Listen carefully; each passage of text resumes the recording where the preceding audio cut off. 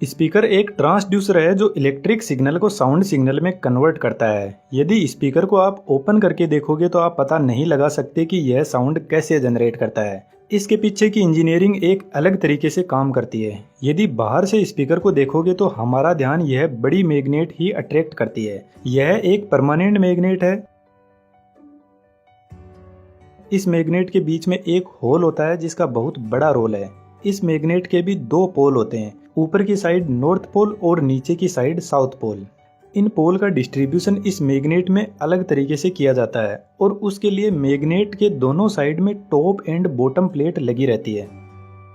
Top plate normal shape में होती है, लेकिन बॉटम प्लेट की डिजाइन कुछ इस टाइप की होती है जिसको मैग्नेट में कुछ ऐसे सेट किया जाता है।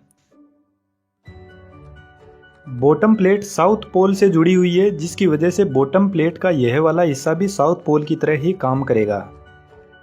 दोनों प्लेट को सेट करने के बाद में नॉर्थ और साउथ पोल मैग्नेट में कुछ इस तरीके से रिप्रेजेंट होते हैं।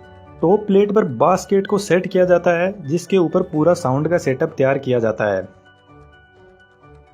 बास्केट के सेंटर पोर्शन में स्पीकर का ड्राइवर लगा रहता है जिसको वॉइस कॉइल बोलते हैं। यह एक मोटर की तरह ही काम करता है जिसको इलेक्ट्रोमैग्नेटिक मोटर भी बोल सकते हैं।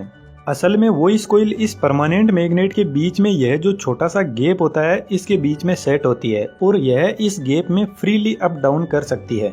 वॉइस कॉइल एक टेम्परेरी मैग्नेट होती है जिसमें जब तक सप्लाई देंगे तब तक यह मैग्नेट की तरह काम करेगी। जैसे ही सप्लाई बंद, इसका मैग्नेटिक फील्ड भी बंद। वॉइस कॉइल के ऊपर स्पाइडर लगा रहता है और स्पाइडर के ऊपर कोन लगा रहता है जिसको डायफ्राम भी बोलते हैं और यही साउंड को क्रिएट करता है। वॉइस कॉइल के ऊपर डस्ट कैप लगाकर पैक कर दिया जाता है ताकि कोई धूल मिट्टी कॉइल में ना चली जाए। जिस भी डिवाइस से स्पीकर लगा रहता है उस डिवाइस के अंदर एक एम्पलीफायर होता है जो स्पीकर को सिग्नल प्रोवाइड करवाता है। एम्पलीफायर से मिलने वाला सिग्नल वॉइस कॉइल को दिया जाता है। एम्पलीफायर का सिग्नल एक तरीके का इलेक्ट्रिक सिग्नल ही होता है। जैसे ही इलेक्ट्रिक सिग्नल वॉइस कॉइल को मिलेगा यह मैग्नेट की तरह काम करने लग जाएगी और इसमें नॉर्थ और साउथ पोल जनरेट हो जाएंगे।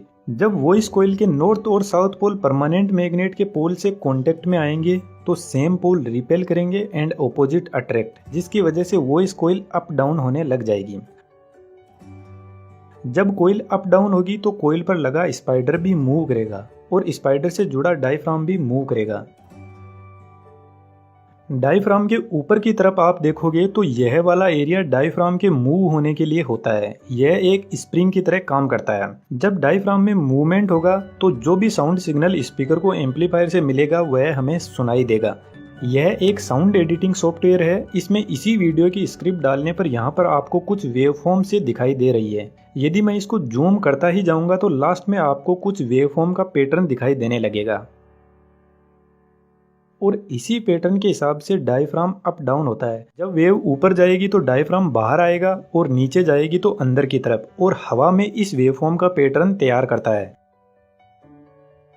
जब डायफ्राम अप डाउन होगा तो एयर के पार्टिकल पर फोर्स लगाएगा और यह एयर पार्टिकल हवा में ट्रेवल करते हुए हमारे ईयर्स तक पहुंचते हैं। लेकिन इस कंडीशन में यह स्पीकर काम नहीं करेगा। यदि ओपन में आप स्पीकर को बजाओगे तो आपको क्लियर वॉइस सुनाई नहीं देगी, क्योंकि जितना डायफ्राम आगे की तरफ जा रहा है उतना ही पीछे की तरफ जा रहा है। तो सेम वेवफॉर्म आगे और पीछे की तरफ दोनों साइड में जनरेट होगी। फ्रंट साइड में वेवफॉर्म पॉजिटिव होगी और बैक साइड में नेगेटिव, दोनों आपस में मिल जाएगी और साउंड जीरो, हमें कोई क्लियर साउंड सुनाई नहीं देगी। और जो स्पीकर का बेस होगा वह तो एकदम ही खत्म हो जाएगा, क्योंकि बेस की लोअर फ्रीक्वेंसी होती है 20 हर्ट्ज की और हम इंसान 20 हर्ट्ज फ्रीक्वेंसी को नहीं सुन सकते, इसलिए हमें सिर्फ बेस सुनाई देता है, बेस स्पीकर से वॉइस नहीं। जो लोअर फ्रीक्वेंसी होती है उनकी वेवलेंथ बहुत ज़्यादा होती है, इसलिए स्पीकर के फ्रंट एंड बैक साइड की लोअर फ्रीक्वेंसी आपस में कैंसिल आउट हो जाएगी और बेस जीरो हो जाएगा